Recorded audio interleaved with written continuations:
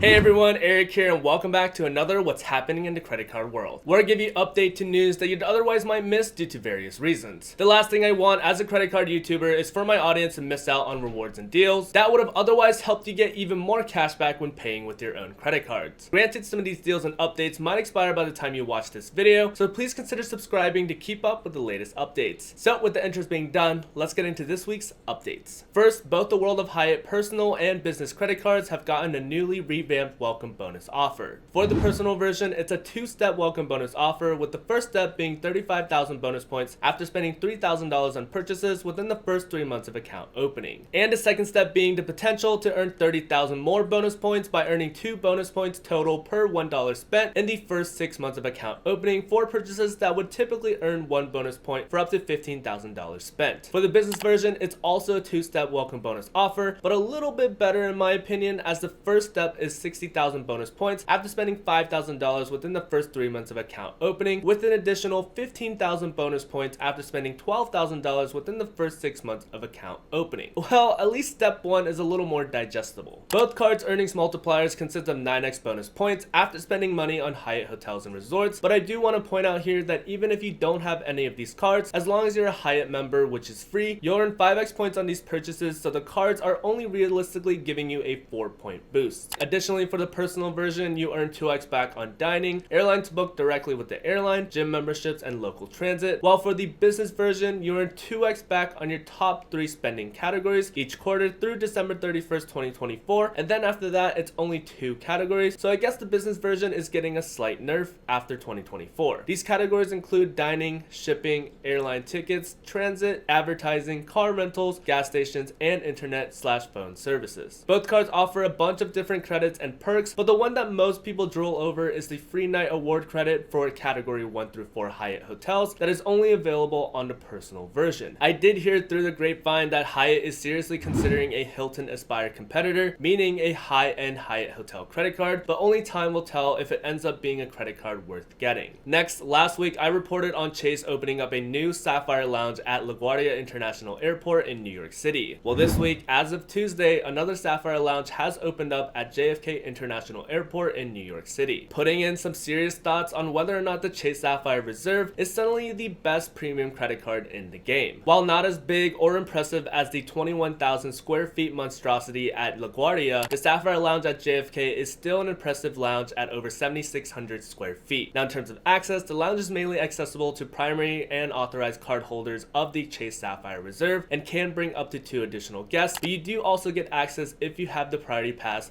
which most premium credit cards do offer. With the priority pass, however, you do only get a one-time pass to one of the Sapphire lounges already built per year, so definitely make sure to use it wisely. Additional visits do require an additional $75 per person. Additionally, since this is a collaborative lounge with Etihad Airways, business class and first class patrons on Etihad operated flights, plus gold and platinum elite members will get access as well. Again, there's obviously food and drinks in the form of buffet tapas style that's similar to what they had at the LaGuardia Lounge, as well as a special a la carte menu that you can order digitally with QR codes plastered at tables around the lounge, which is something that is already available at the Club Airport Lounge locations, so it's good to see that they've incorporated that system into these lounges as well. And they have what I'd argue is better amenities with 2 reflection rooms and 3 shower suites. The one and only issue that I do seem to notice while going through the pictures is that unfortunately there isn't a separated or partitioned area for people that want to get work done in peace. And judging by the fact that this isn't a big lounge at one of the busiest airports in the United States, makes me wonder just how crowded this new lounge will get. If it were me, I'd recommend maybe booking flights for LaGuardia instead. And finally, the Capital One Venture X Business and the Capital One Spark Cash Plus just got the biggest welcome bonus offers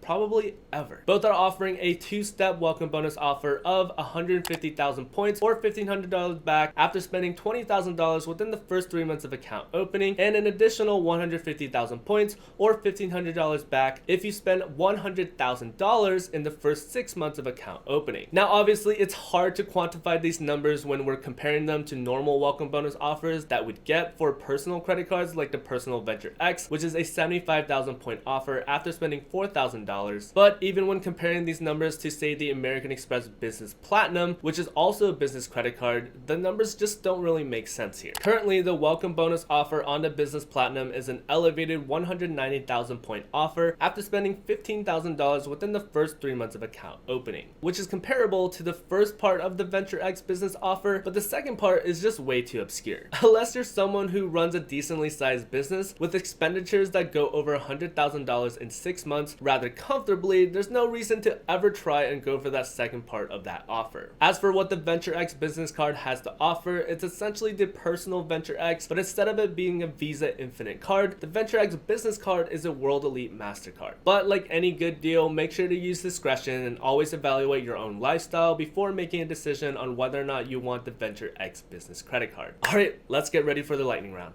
Ready? Let's go. First, it looks like the American Express Business Platinum card is slated to lose the Dell, Adobe, and Indeed statement credits after this year. All 3 credits are now showing a December 31st, 2024 mark, but American Express has made comments stating that they want the Business Platinum to have significant and well-rounded values, so only time will tell what these credits will be replaced with later this year. Next, Capital One has partnered up with small luxury hotels of the world. This comes as a surprise to many, as most know that SLH has a partnership with Hyatt. However, some of those out there are claiming that that partnership is coming to an end. From what it appears, the 193 hotels that this new partnership will cover are now available within Capital One's travel portal under their Premier Hotel Collection and will come with an assortment of benefits, including daily breakfast and upgrades. Next, American Express is offering a $200 statement credit for Delta Airlines after spending $700. This offer does show that the flight must originate in the United States and must be purchased in US dollars. Next, a ton of banks are still offering amazing incentivized offers when creating new checking and savings accounts with them. For example, Chase currently has an extended $900 offer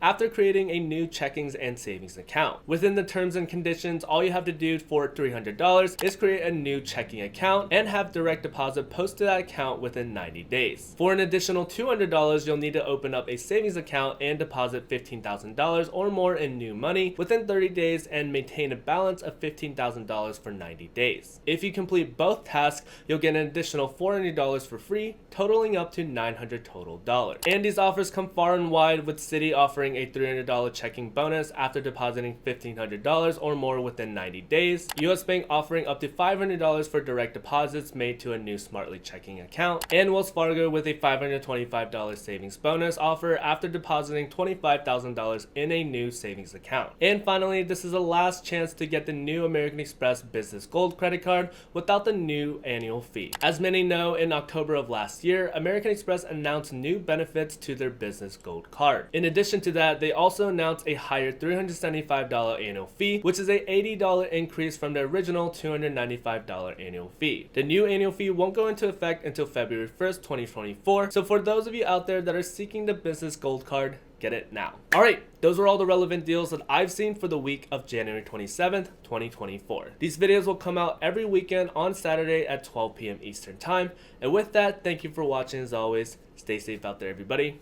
Peace. Those of you out there that are new to the channel, hi, my name is Eric. I generally talk about everything credit card related, but more recently I've been making videos on broader financial topics such as these videos right here. The main goal for this channel is to provide informational and meaningful financial related content that everybody everywhere can enjoy. So again, if you'd like to support that dream, make sure to hit that subscribe button. And with that, thank you for watching as always. Until next time, everybody, stay safe out there. Peace.